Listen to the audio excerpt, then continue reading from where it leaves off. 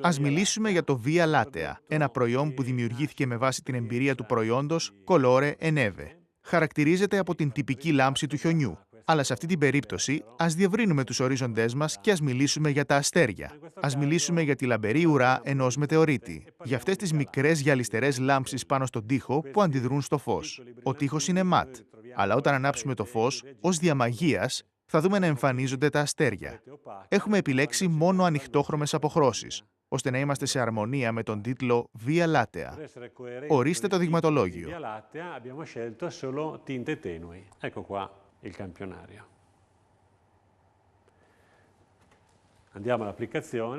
Ας προχωρήσουμε με την πρώτη στρώση. Φυσικά πάντα ξεκινάμε με το primer.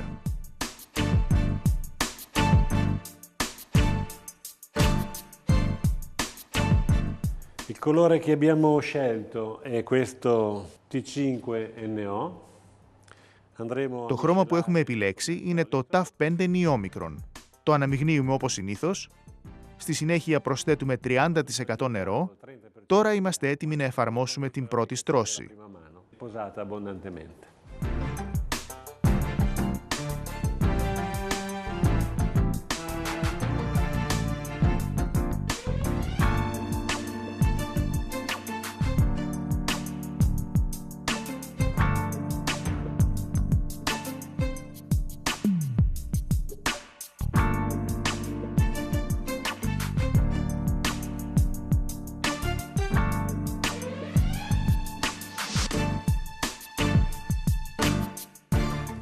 Έτοιμο. Μπορούμε ήδη να δούμε τις λάμψεις πάνω στον στεγνό τοίχο.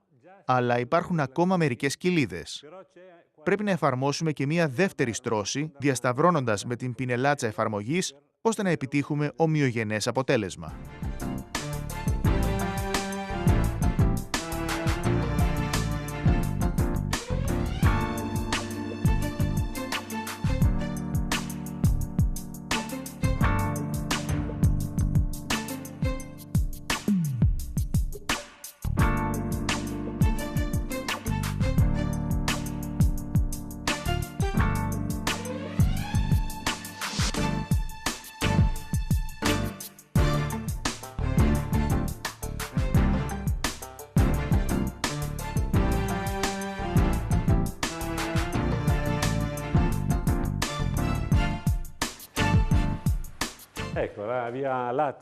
Δείτε, το Via Lattea είναι στεγνό.